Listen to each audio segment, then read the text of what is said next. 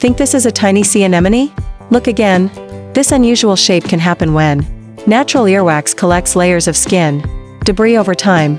Seeing it up close often surprises people because the ear's self-cleaning process can create some unexpected patterns. That's why magnified ear view tools have become popular for wellness-focused ear care. Fun fact, earwax helps trap dust and particles. Does this look more like a sea anemone or coral? Comment below. Have fun and enjoy.